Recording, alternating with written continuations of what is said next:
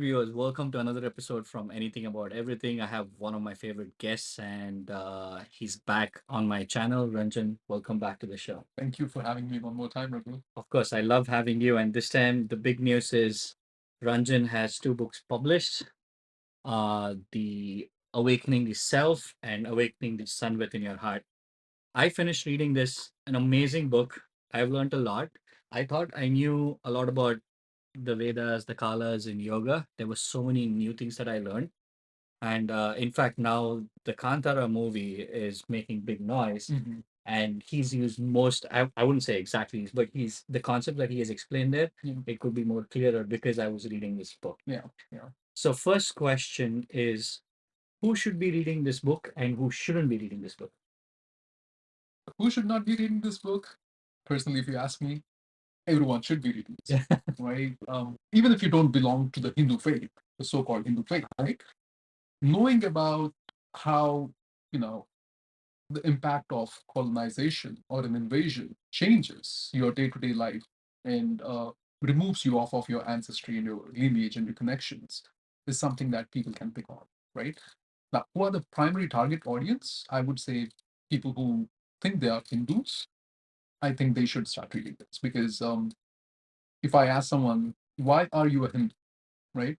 Their typical answer would be, oh, I was born a Hindu, right? Uh, sure, that is one way. But then after you're born, having birth is just one event of your life, right? After that, how much do you still ascribe to that? Do you just go to a temple because your parents have said, or do you go there because you truly understand why you have to go there? Or do you just go and worship to an idol because your parents have said to close your eyes and then just put your hands like this? Or do you know the reason behind it? Things like that, right? I think for someone who wants to get more connected back to their roots, this book would be a very good beginning.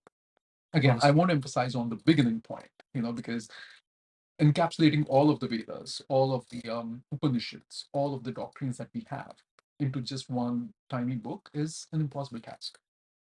And personally, one should not even do that because a book will only give you theoretical knowledge. This is something that you have to experience and inspect, Yeah. right? So I think to know the fundamentals, this would be a pretty good book.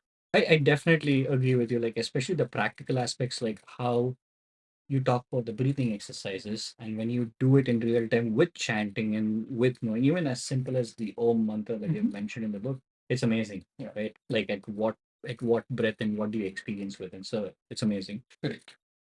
What got you into writing, and what compelled you that you should be writing this book?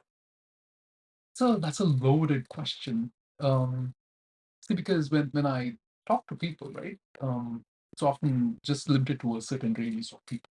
It's like my friends of friends, or immediate family members, or people who know. That's it, right? But then the sheer population of people who want to know more right now in this age and time has increased exponentially, right? So it's not about trying to reach out to the audience, but it is about the audience wanting to reach out to this ancient knowledge. And how do you make it accessible in an easy language, right?